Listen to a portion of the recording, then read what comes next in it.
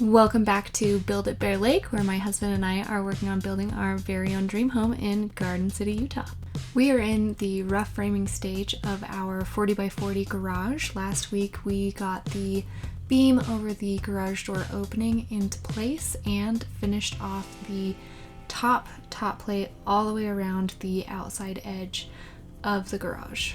It's Saturday morning and we have our trusses now, but they're huge. They're absolutely enormous, and we don't think that we'll be very successful trying to get them on top of the garage without a telehandler, and it's really expensive to rent one, and there's already one on the property for the house. So we are actually going to have the framing crew that's doing the house set our roof trusses for us, but they won't do that until the entire garage is sheathed. So we're gonna try to push and get the entire garage sheathed this weekend so that they can put our trusses on. But it hasn't been going very quickly. Last weekend we started sheathing and realized that we had done something wrong when we first started, and we had to remove boards and then start again, and then it's just highlighting every little detail that we didn't do right, because your studs have to be exactly 16 on center in order for the sheets to line up and end halfway on a stud so that you can put the next one halfway on a stud, and then you've got 1.5 inches of room on either side. So if the board is twisted or if it's slightly off, it causes a problem. So as we're going along, we're having to fix studs, and it's not going very quickly, but I think we're going to get better at it, and we have cousin Justin here to help us out, and we're gonna push and get this whole place sheathed this weekend. Also here to help is little Dexter. Hi. This is Justin's dog, Dexter. You're so cute. Dexter and Zeus actually get along very well. As I mentioned, we got off to a rough start with sheathing. I really thought that this process would go very quickly and it would be no problem at all, but it was not. I was wrong, and we kept running into issues where studs were a little twisted, and of course we had to cut down pieces in order to fit on the edge, or depending on where those studs lined up. And it was a process. It was a learning process, but we got a lot better at it. We really got into a groove with Justin's help on site and made a lot of progress in a short amount of time at our second go.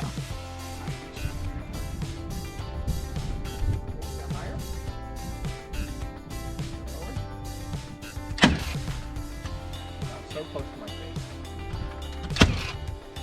Okay, good.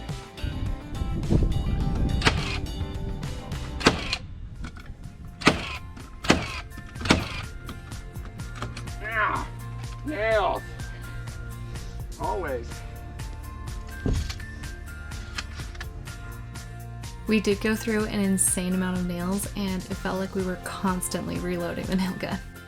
Hey friends and family, welcome to the few people who are not friends and family, new friends. We're moving around, we're recognizing a lot of the mistakes that we made in framing. As we do that, particularly there are a number of twisty boards, and there are a number of things that were just honest mistakes that we did. So we're correcting as we go around, and hopefully everything works out well. We're making rapid progress. We got the first layer of the whole back wall up, so a solid 40 feet sheathed, and we're pumped, making great progress.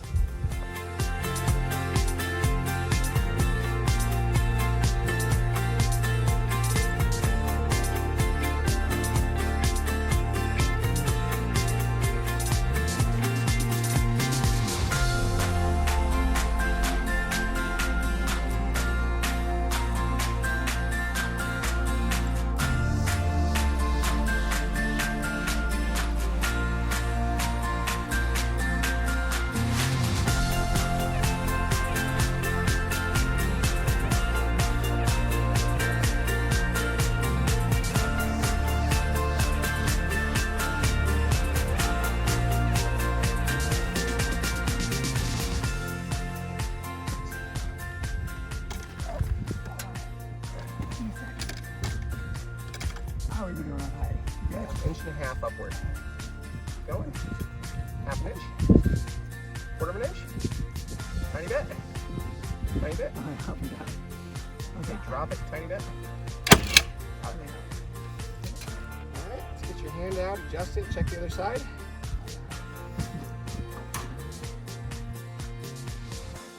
We were able to get through the first 2 walls of the whole garage in just a few hours on that Saturday morning. We really got into a groove and things were going great. We were getting better and better as we went along.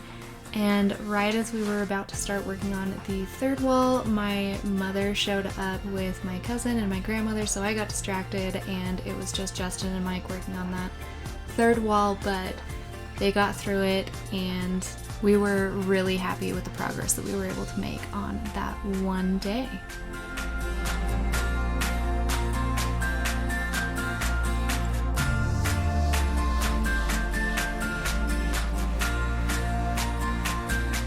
We completed 3 out of the 4 walls, at least the bottom row.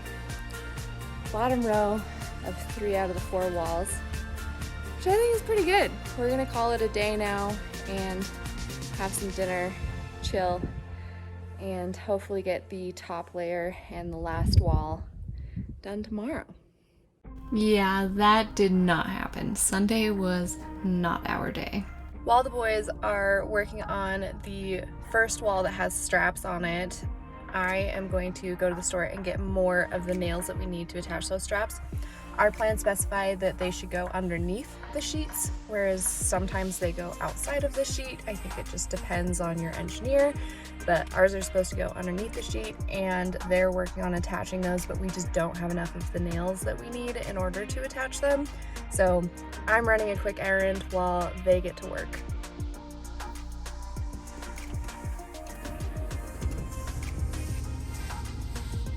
It was an extremely hot day, and this little section of wall ended up being a little bit troublesome. It's not that hard to cut out the window, but getting things to line up with the wall next to it ended up being a little bit of a challenge, and this wall took some time, and then Justin had to head home, so then we didn't have a 3rd set of hands anymore. And we were starting to run out of the nails for our nail gun, and the Ace hardware store in Garden City does not sell our nails. Sir. Hi. We ended up having to drive all the way down to Logan to get more nails for our nail gun. And when we got home, the sun was starting to go down, but we really wanted to finish off this last little section of the bottom row of sheathing. But we were so tired at this point that we just couldn't even do this very well. Good for grip edge. I like it. Oh my gosh. This ladder was on such uneven ground. Just the kickback from the nail gun almost tipped me over. But as you can see here, the edge is not exactly where we wanted it, and we ended up kind of staring at it for a while and trying to figure out what to do. Fix it with the planer. Okay, go ahead and shoot it. So rather than tearing it off of the wall and redoing it, we decided to just fix that edge with the planer, which worked out just fine. It created a really clean edge that matched up with the wall next to it really nicely. And while Mike was working on that, I attached the strap on this side of the garage door. As you can see, there's an additional strap that doesn't line up with a king stud, and we ended up having to add a retrofit strap on that side as well. Throughout the work week, Mike was a champ. Every day after work, he would go out there and do a few boards until the sun went down, and he was able to make steady progress on the 2nd row throughout the week, oftentimes working entirely by himself. For those of you that don't know, both Mike and I have full-time jobs during the week where we work remote, and this is a nights and weekends project for this whole build.